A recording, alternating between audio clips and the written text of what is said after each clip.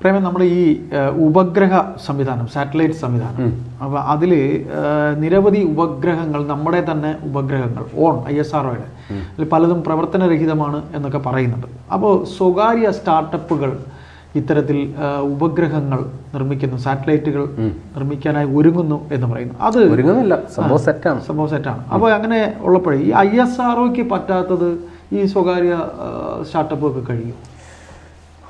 ISROയ്ക്ക് പറ്റാത്തത് എന്നുള്ളതല്ല, ISROയ്ക്ക് ചില പരിമിതികൾ ഉള്ളത്. ഇപ്പൊ അവർക്ക് ISROയ്ക്ക് സമയമില്ല, ഒരുപാട് ജോലി തിരക്കുണ്ട്. അപ്പൊ ഈ കൂട്ടത്തിൽ ഇപ്പൊ ഇന്ത്യയുടെ പൊതുവിലുള്ള നയം മാറ്റി ഈ ഉപഗ്രഹ മേഖലയിൽ അല്ലെങ്കിൽ ഈ ഇത്തരം ശാസ്ത്ര സാങ്കേതിക മേഖലകളിൽ സ്വകാര്യ നിക്ഷേപം, സ്വകാര്യ സംരംഭകരെ പ്രോത്സാഹിപ്പിക്കുന്ന ഒരു നിലപാടാണ്. അവരിതൊരു ഹെൽത്തി കോമ്പറ്റീഷനായിട്ട് മാറിയിട്ടുണ്ട്, മത്സരാധിഷ്ഠിതമായിട്ടുണ്ട്. ആരാണ് കേമൻ, ഒന്നിനൊന്ന് മികച്ചത് പുതിയ പുതിയ സംഗതികൾ വരുന്നുണ്ട്. അപ്പൊ ഈ റിപ്പോർട്ട് വന്നേക്കുന്നത് ഇന്ത്യ സ്പേസ് കോൺഗ്രസ് ഡൽഹിയിൽ നടന്ന അതുമായി ബന്ധപ്പെട്ട് വന്നൊരു മാധ്യമ റിപ്പോർട്ടാണ്. അപ്പൊ അത് എന്തുകൊണ്ട് സ്വകാര്യ സംരംഭകർ ഈ പുതിയ ഉപഗ്രഹങ്ങളുമായി രംഗത്ത് വരുന്നു എന്നുള്ളതിന് അതിന് ചില പ്രശ്നങ്ങൾ നമ്മുടെ മുമ്പിലുണ്ട്. ഈ നമ്മുടെ ഇന്ത്യയിലടക്കം അല്ലെങ്കിൽ ഒട്ടുമിക്ക രാജ്യങ്ങളും അടക്കം ഈ വിവര കൈമാറ്റത്തിനും അല്ലെങ്കിൽ നമ്മുടെ ഏറ്റവും അടിസ്ഥാനപരമായിട്ട് നമ്മുടെ ടെലിവിഷൻ പരിപാടികൾ പ്രക്ഷേപണം ചെയ്തതടക്കം ഈ പരിപാടികൾക്കെല്ലാം നമ്മൾ ആശ്രയിക്കേണ്ടി വരുന്നത് മറ്റ് രാജ്യങ്ങൾ തയ്യാറാക്കി വിട്ടിരിക്കുന്ന ഉപഗ്രഹങ്ങളെയാണ്. ഇപ്പൊ നമ്മൾ ഇന്ത്യയിൽ ഏറ്റവും കൂടുതൽ ഉപയോഗിക്കുന്ന GPS ഈ സംവിധാനം അമേരിക്കയുടെയാണ്. അമേരിക്ക വിക്ഷേപിച്ച നിരവധിയായ സാറ്റലൈറ്റ് ശൃംഖലകൾ ഉപയോഗിച്ചാണ് GPS പ്രവർത്തിക്കുന്നത്. അപ്പൊ ഈ ഒരു പ്രശ്നം നമുക്കുണ്ട്. കാര്യം അത് നമ്മുടെ ആഭ്യന്തര സുരക്ഷയെ കൂടി ബാധിക്കുന്നതാണ്. കാര്യം നമുക്ക് രാജ്യസുരക്ഷയുമായി ബന്ധപ്പെട്ട കാര്യങ്ങൾ ചെയ്യുന്നതിന് വേണ്ടിയിട്ട് മറ്റൊരു രാജ്യത്തെ ആശ്രയിക്കേണ്ടി വരുന്നത് തീർച്ചയായിട്ടും അതിൻ്റെതായ റിസ്ക് ഉണ്ട്. അപ്പോൾ ഇത് പരിഹരിക്കാൻ വേണ്ടിയിട്ടാണ് നമ്മൾ സ്വന്തമായി ഒരു ഉപഗ്രഹ ശൃംഖല എന്ന പേരിൽ നാവിക് സിസ്റ്റം എന്ന പേരിൽ നമ്മൾ സ്വന്തമായി ഉപഗ്രഹങ്ങൾ തയ്യാറാക്കി വിട്ടു. ഓക്കെ, അപ്പോൾ നമ്മൾ ഈ GPS-നെയാണ് ആശ്രയിക്കുന്നത്. അപ്പോൾ നമ്മൾ ഇതിൻ്റെ സ്വന്തമായിട്ട് ഒരു സാറ്റലൈറ്റ് സംവിധാനം വേണം എന്നുകൊണ്ടാണ് നമ്മൾ നാവിക് സിസ്റ്റം ആവിഷ്കരിച്ചത്. അതിൻ്റെ മുഴുവൻ പേര് നാവിഗേഷൻ വിത്ത് ഇന്ത്യൻ കോൺസ്റ്റലേഷൻ എന്നുള്ളതാണ് മുഴുവൻ പേര്. അതിൻ്റെ ചുരുക്കപ്പേരാണ് നാവിക്. ഇപ്പോൾ ഈ GPS-നെ ആശ്രയിച്ചാലുള്ള കുഴപ്പം, നമുക്ക് ആവശ്യമില്ലാത്തപ്പോൾ ഈ GPS ഒക്കെ ഓഫ് ചെയ്ത് വെക്കുന്ന പരിപാടിയുണ്ട്. മനസ്സിലായി? അപ്പോൾ നമ്മുടെ ഈ സമീപകാലത്ത് നടന്ന യുദ്ധങ്ങളിൽ പോലും ഈ GPS സംവിധാനം ഒന്നെങ്കിൽ അത് സ്പൂഫ് ചെയ്യുക, അല്ലെങ്കിൽ ജാം ചെയ്യുക, അല്ലെങ്കിൽ അത് സംവിധാനം നിഷ്ക്രിയമാക്കി വെക്കുക. അപ്പോൾ നമുക്ക് ഒന്നിൻ്റെയും കൃത്യം സ്ഥാനം നിർണ്ണയിക്കാൻ പറ്റില്ല. അപ്പോൾ ഈ പ്രശ്നം പരിഹരിക്കാൻ വേണ്ടിയിട്ടാണ് ഇന്ത്യ നാവിക് സിസ്റ്റം നടപ്പിലാക്കിയത്. 2013 ഇതിന്റെ ആദ്യത്തെ സാറ്റലൈറ്റ് നമ്മൾ വിക്ഷേപിച്ചത്. 2016 കൂടി ഇത് പൂർത്തിയാക്കി. 7 സാറ്റലൈറ്റുകളാണ് ഇന്ത്യ ഈ കാര്യത്തിൽ വിക്ഷേപിച്ചത്. അപ്പോൾ ഇത് ഉപയോഗിച്ചുകൊണ്ട് ഇന്ത്യ മഹാരാജ്യത്തിലുള്ള ഫുൾ കവറേജും പ്ലസ് ഇന്ത്യക്ക് ചുറ്റുമുള്ള ഒരു 1500 കിലോമീറ്റർ വരുന്ന പ്രദേശത്ത് വരെ ഈ നാവിക് സിസ്റ്റത്തിന്റെ സേവനം കിട്ടും. ഇത് ഉപയോഗിച്ച് നമുക്ക് നമ്മൾ ബേസിക്കായിട്ട് പറഞ്ഞു കഴിഞ്ഞാൽ നമ്മൾ ഈ ഗൂഗിൾ മാപ്പൊക്കെ ഉപയോഗിക്കുമല്ലോ, അതിന് ബദലായിട്ടുള്ളൊരു സംവിധാനമാണ്. നമുക്ക് സ്ഥാന നിർണ്ണയമൊക്കെ കൃത്യമായിട്ട് നടത്താൻ പറ്റും ഓരോന്നിൻ്റെ. അപ്പോൾ ഇതിൻ്റെ വരിക്കാരാകുക 2 വിഭാഗം ആൾക്കാരാണ്. ഒന്ന് നമ്മുടെ സാധാരണ യൂസേജിന് വേണ്ടി ഉപയോഗിക്കാം, മറ്റൊന്ന് മിലിറ്ററി പർപ്പസിന് വേണ്ടിയിട്ടുള്ളതാണ്. അത് എൻക്രിപ്റ്റഡ് ആണ്, അത് നമുക്ക് അങ്ങോട്ട് കടന്നു ചെല്ലാൻ പറ്റില്ല. മറ്റുള്ളത് പൊതുസമൂഹത്തിന് ഉപയോഗിക്കാൻ ആ നാവിക് സേവനം നമുക്ക് തേടാം. അപ്പോൾ ഇതിൻ്റെ പ്രശ്നം, നമ്മൾ 7 ഉപഗ്രഹങ്ങളെയാണ് വിക്ഷേപിച്ചത്. അതിനെ 3-4 വീതം വേർതിരിച്ചിട്ട് 3 ജിയോ സ്റ്റേഷനറി എന്ന് പറയുന്ന ഓർബിറ്റിലും 4 ജിയോ സിങ്ക്രണസ് എന്ന് പറയുന്ന ഒരു ഓർബിറ്റിലും, അതായത് ഭൂമിയിൽ നിന്ന് 35,786 കിലോമീറ്റർ മുകളിലായിട്ടാണ് ഈ സാറ്റലൈറ്റുകളെ സെറ്റ് ചെയ്ത് വെച്ചേക്കുന്നത്. അപ്പോൾ ഈ രണ്ട് ഭ്രമണപഥം എന്ന് പറഞ്ഞത്, ഈ ജിയോ സ്റ്റേഷനറി എന്ന് പറയുന്ന സാറ്റലൈറ്റുകൾ എന്ന് പറഞ്ഞു കഴിഞ്ഞാൽ ഭൂമിക്കൊപ്പം തന്നെ കറങ്ങുന്ന, കൃത്യമായ ഒരു സ്ഥലത്ത് തന്നെ നിലകൊള്ളുന്ന സാറ്റലൈറ്റുകളാണ്. ചുരുക്കി പറഞ്ഞാൽ നമ്മൾ ഭൂമി പടിഞ്ഞാറ് നിന്ന് കിഴക്കോട്ട് സഞ്ചരിക്കുന്നുവെന്നും അതേ വേഗതയിൽ അതോടൊപ്പം തന്നെ ഇതും സഞ്ചരിച്ചുകൊണ്ടിരിക്കും. അപ്പൊ കൃത്യമായി ഒരു സ്ഥാന നിർണ്ണയം അത്ര സൂക്ഷ്മമായി കിട്ടും. ഇനി ജിയോ സിങ്ക്രണസ് എന്ന് പറയുന്ന ഭ്രമണപഥത്തിൽ നിൽക്കുന്ന സാറ്റലൈറ്റ് ആണെങ്കിൽ അതിന് ചെറിയ സ്ഥാനചലനം ഉണ്ടാകും. അത് ഇങ്ങനെ ഒരേ സ്ഥലത്ത് തന്നെ നിൽക്കുന്നതിനോടൊപ്പം തന്നെ തെക്കോട്ടും വടക്കോട്ടും ഇങ്ങനെ സഞ്ചരിച്ചുകൊണ്ടിരിക്കും. 8-ന്റെ ആകൃതിയിൽ അങ്ങോട്ടും ഇങ്ങോട്ടും പോയിക്കൊണ്ടേയിരിക്കും. അപ്പൊ അതിനും രണ്ടിന്റെയും ഉപയോഗം ഏതാണ്ടൊക്കെ ഒന്ന് തന്നെ. പക്ഷെ ഈ ജിയോ സ്റ്റേഷനറി സാറ്റലൈറ്റുകൾ പ്രധാനമായും നമ്മൾ ഉപയോഗിക്കുന്നത് ഈ TV പ്രക്ഷേപണം, DTH എന്നൊക്കെ നമ്മൾ കാലാവസ്ഥാ നിരീക്ഷണം അതേപോലുള്ള പരിപാടികൾക്കാണ്. ഈ പറയുന്ന ജിയോ സിങ്ക്രണസ് എന്ന് പറയുന്ന സാറ്റലൈറ്റുകൾ ഉപയോഗിക്കുന്നത് ഇതേപോലെ പ്രധാനമായിട്ടും ഇത്തരം പർപ്പസിന് വേണ്ടിയിട്ടാണെങ്കിൽ പോലും അവർ പ്രധാനമായി ഉപയോഗിക്കുന്ന ഭൗമ നിരീക്ഷണം, തൊട്ട് താഴെയുള്ള സംവിധാനങ്ങൾ കണ്ടെത്തുക എന്നുള്ളത് തന്നെയാണ്.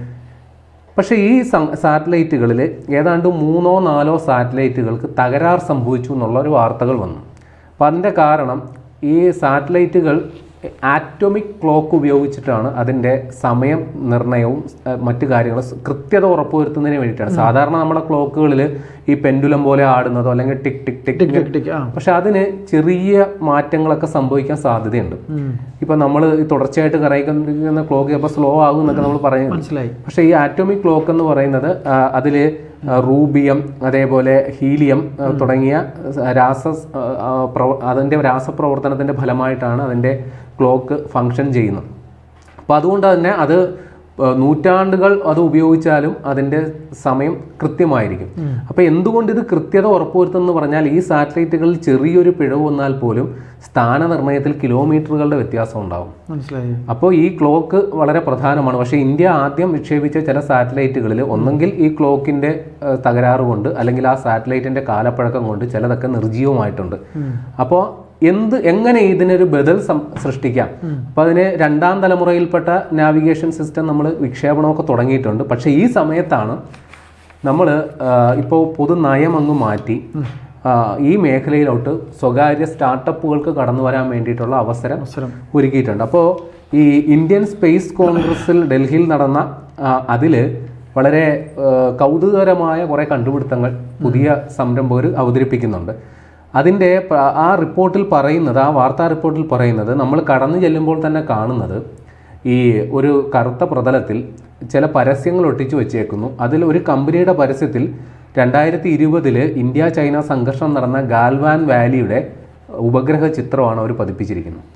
പിന്നെ കൂടാതെ ഇന്ത്യ പാകിസ്ഥാൻ തർക്കപ്രദേശമായ സർക്രീക്ക് അതിൻ്റെ ഉപഗ്രഹ ചിത്രവും കൊടുത്തിരിക്കുന്നു. സാധാരണഗതിയിൽ ഇതിൻ്റെയൊക്കെ ഉപഗ്രഹ ചിത്രം എഴുതി കാണിക്കുന്നത് അല്ലെങ്കിൽ അത് പകർത്തുന്നത് ഇന്ത്യയുടെ സ്വന്തം നിരീക്ഷണ ഉപഗ്രഹങ്ങളായിരിക്കും. പക്ഷെ ആ ചിത്രം ഒരു സ്വകാര്യ സംരംഭകർ ഞങ്ങളുടെ ഉപഗ്രഹം വെച്ച് പകർത്തിയതെന്ന തരത്തിൽ പ്രദർശിപ്പിച്ചിരിക്കുകയാണ്. അപ്പോൾ എന്തുകൊണ്ട് എന്ന് ചോദിച്ചു കഴിഞ്ഞാൽ ഇതിൻ്റെ സാധ്യതകളുണ്ട് എന്നുള്ളതാണ്. അപ്പോൾ ഇവര് ഈ അനന്ത് ടെക്നോളജീസ് എന്ന് പറയുന്ന ഹൈദരാബാദ് ഉള്ള ഒരു സ്റ്റാർട്ടപ്പ് 1992 സ്ഥാപിതമായ ഒരു സ്റ്റാർട്ടപ്പാണ്. അവർ പറയുന്ന അവരുടെ കീഴിൽ 109 സാറ്റലൈറ്റുകളും 89 ലോഞ്ച് വെഹിക്കിൾസും തയ്യാറാണ്. അതായത് ഈ സാറ്റലൈറ്റ് ഉണ്ടാക്കിയാൽ മാത്രം പോരെ, അവിടെ എത്തിക്കാനായിട്ടുള്ള റോക്കറ്റ് സംവിധാനം അടക്കം വേണം. അപ്പോൾ അവർ അവകാശപ്പെടുന്ന ഇത്രയാണ്. ഇതിൽ ഈ 109 സാറ്റലൈറ്റുകളിൽ ചിലത് സാധാരണഗതിയിൽ ക്യാമറകൾ ആണ് ഘടിപ്പിച്ചിരിക്കുന്നത്. പക്ഷേ ക്യാമറകൾ ഘടിപ്പിച്ചു കഴിഞ്ഞാൽ ഒരു കുഴപ്പമുണ്ട്. അത് നിരീക്ഷിക്കുന്ന സമയത്ത് ഒന്നെങ്കിൽ കാലാവസ്ഥ മോശമാണെങ്കിലോ ഇരുട്ടുണ്ടെങ്കിലോ ചിലപ്പോൾ കൃത്യത ഉണ്ടാകില്ല. അപ്പോൾ ആ സമയത്ത് സിന്തറ്റിക് അപ്പറേച്ചർ റഡാർ എന്ന് പറയുന്നൊരു സംവിധാനം, SIR എന്നാണ് ചുരുക്കി പറയുന്നത്, ചില സിഗ്നലുകളൊക്കെ അയച്ചിട്ട് നമ്മൾ ഈ സ്കാൻ ചെയ്തെടുക്കുക എന്ന് പറയുന്നത് പോലെ ഇപ്പോൾ ഭൂമിയിലുള്ള ഏതെങ്കിലും ഒരു വസ്തുവിൻ്റെ അതേ അളവിൽ സിഗ്നലുകൾ അയച്ച് സ്കാൻ ചെയ്തെടുത്തിട്ട് ആ ഇമേജ് റീക്രിയേറ്റ് ചെയ്യുന്ന പരിപാടിയാണ്. ആ സംവിധാനം ഉപയോഗിച്ചുകൊണ്ടുള്ള സാറ്റലൈറ്റുകൾ അവർ പറയുന്നു. പിന്നെ ഹൈപ്പർ സ്പെക്ട്രൽ സെൻസറുകൾ, ചില സെൻസറുകൾ അറിയാമല്ലോ, അതൊക്കെ ഉപയോഗിച്ചുകൊണ്ടുള്ള സാറ്റലൈറ്റുകളാണ് അവർ തയ്യാറാക്കുന്നത്. പിന്നെ ഏറ്റവും പ്രധാന സംഗതി, നമുക്ക് ഈ നമ്മുടെ കാഴ്ച എന്ന് പറയുന്ന പ്രകാശത്തെ പല വർണ്ണങ്ങളിൽ കാണുന്ന രീതി ആണല്ലോ. അപ്പോൾ ഇവരുടെ സംവിധാനം അനുസരിച്ച് ഈ പ്രകാശത്തെ പല മടങ്ങ്, സാധാരണ കാണുന്നതിൻ്റെ പല മടങ്ങായിട്ട് പല കളറുകളായിട്ട് വേർതിരിച്ച് കാണാൻ ഇവരുടെ സാറ്റലൈറ്റുകൾക്ക് പറ്റും. അങ്ങനെയുള്ള സാറ്റലൈറ്റുകൾ ഉപയോഗിച്ച് വേണമെങ്കിൽ നിങ്ങളുടെ ഒരു കൃഷിയിടത്തിലെ നല്ലതും ചീത്തയായ വിളകളെ പോലും തിരിച്ചറിയാൻ പറ്റും. ചെറിയ സൂക്ഷ്മമായിട്ടുള്ള, പിന്നെ ഉപരിതലത്തിൽ ഭൂമിയിൽ ചെറുതായിട്ട് എന്തെങ്കിലും ഒരു മാറ്റം വന്നാൽ പോലും അതുവരെ കണ്ടെത്താനായിട്ടുള്ള സംവിധാനം ഇവരുണ്ടെന്നാണ് ഇവർ അവകാശപ്പെടുന്നത്. പിന്നെ ഇവർ പറയുന്നത് ഞങ്ങളുടെ സാറ്റലൈറ്റുകളുടെ കൃത്യത എന്ന് പറയുന്നത് 0.3 മീറ്റർ. അതായത് നമ്മളൊരു സാധനം സാറ്റലൈറ്റ് ഉപയോഗിച്ച് കണ്ടെത്തി അത് ആ യഥാർത്ഥ സാധനവും സാറ്റലൈറ്റ് ഇമേജറിയുമായിട്ട് 30 സെന്റിമീറ്ററിന്റെ വ്യത്യാസമേ ഉണ്ടാവുള്ളൂ. അത്ര കൃത്യമാണ് എന്നുള്ളതാണ് ഇവർ അവകാശപ്പെടുന്നത്. പിന്നെ ഇവരുടെ ഈ സാറ്റലൈറ്റ് ഉപയോഗിച്ച് ആ സാറ്റലൈറ്റ് ദിവസത്തിൽ 2 മണിക്കൂർ ഇടപെടുന്ന സമയത്ത് അവിടെ റീവിസിറ്റ് നടത്തിക്കൊണ്ടിരിക്കും. അതായത് ഒരു പ്രാവശ്യം ഒരു ചിത്രം പകർത്തി കഴിഞ്ഞാൽ ആ സാറ്റലൈറ്റ് വീണ്ടും 2 മണിക്കൂർ കഴിഞ്ഞ് വീണ്ടും അതേ സാധനത്തിന്റെ ചിത്രം നിങ്ങൾക്ക് തരും എന്നുള്ളതാണ് ഇവർ പറയുന്നത്. പിന്നെ മറ്റൊരു കമ്പനി സിഡിലിങ്സ് XDLINX അവരാണ് പറയുന്നത്. ഈ ഉപഗ്രഹങ്ങളുടെ മേന്മയെ കുറിച്ച് നമ്മൾ തന്നെ ഒരു ഇത് വെക്കാറൊക്കെ ഉണ്ടോ നമ്മുടെ? അതായത് ഇതൊരു സ്വകാര്യ കമ്പനികളാണ്, അവരിത് അവകാശപ്പെടുന്നു, ഞങ്ങൾ തയ്യാറാക്കി വെച്ചിട്ടുണ്ട്. നമ്മൾ എങ്ങനെയാണ് അതിന്റെ ഒരു മെറിറ്റ് കൊടുക്കുന്നത്? അല്ല, ഇത് ഈ സ്വകാര്യ സംരംഭകർ ഇത് തയ്യാറാക്കുന്നു എന്ന് പറഞ്ഞു കഴിഞ്ഞാൽ നമ്മൾ മനസ്സിലാക്കേണ്ടതുപോലെ വെറുതെ കുറെ ആൾക്കാർ ഇത് തയ്യാറാക്കുന്നതല്ല. ISRO ഇവർക്ക് വേണ്ടിയിട്ടുള്ള എല്ലാ പിന്തുണയും കൊടുത്തിട്ട് അവരാദ്യം ഇതിൻ്റെ ഒരു പ്രോട്ടോടൈപ്പ് തയ്യാറാക്കും. അത് ISRO മാനദണ്ഡങ്ങൾ പ്രകാരം എല്ലാം ഓക്കെ ആണെങ്കിൽ മാത്രമാണ് അവരുടെ തന്നെ സൂപ്പർവിഷനോടുകൂടി, ഇതിപ്പോ സ്വകാര്യ സംരംഭകരാണ് ചെയ്യുന്നതെങ്കിൽ പോലും ഇത് ഇന്ത്യ സർക്കാർ അല്ലെങ്കിൽ ISRO ആവിഷ്കരിച്ച ഗവേഷണ പദ്ധതിയുടെ കീഴിൽ പ്രവർത്തിക്കുന്നവരാണ്. തുടക്കത്തിൽ പറഞ്ഞ പോലെ ഈ ചില ചിത്രങ്ങളൊക്കെ നമ്മൾ എടുക്കുമെന്ന് പറഞ്ഞു, ഇതെല്ലാം നമുക്ക് വളരെ ഹൈലി സീക്രട്ട് ആയിട്ടുള്ളതൊക്കെ ആയിരിക്കും. ഇതൊക്കെ പുറം രാജ്യങ്ങള്, അതായത് ഈ പറയുന്ന സാറ്റലൈറ്റുകളുടെ ഉപയോഗം അത് ഇപ്പോൾ ഇവർ അവകാശപ്പെടുന്ന ഈ സാങ്കേതിക വിദ്യ ഇപ്പോൾ ഇന്ത്യൻ നേവിക്ക് അല്ലെങ്കിൽ ഇന്ത്യൻ ആർമിക്ക് ആവശ്യമുണ്ടെന്ന് കരുതുക, അത് മാത്രമായി ഡെഡിക്കേറ്റഡ് ആയിട്ടായിരിക്കും കൊടുക്കുക. അത് മറ്റൊരു ഏജൻസിക്ക് അത് ആക്സസ് ചെയ്യാൻ പറ്റില്ല. ഇവിടെ ഒരുപാട് ചാരക്കണ്ണുകൾ ഉള്ള ഒരു അത് ഞാൻ പറഞ്ഞല്ലോ. ഇപ്പോൾ നമുക്ക് പോലും ഇപ്പൊ ചൈന ഇന്ത്യൻ അതിർത്തിയിൽ നിർമ്മിക്കുന്ന സൈനിക താവളങ്ങളെ കുറിച്ചുള്ള ചിത്രങ്ങൾ വരുന്നത് ഏതോ ഒരു ഏജൻസി, അമേരിക്കയിലോ മറ്റോ ഉള്ള സ്വകാര്യ സാറ്റലൈറ്റ് കമ്പനി തരുന്ന ചിത്രങ്ങളാണ്.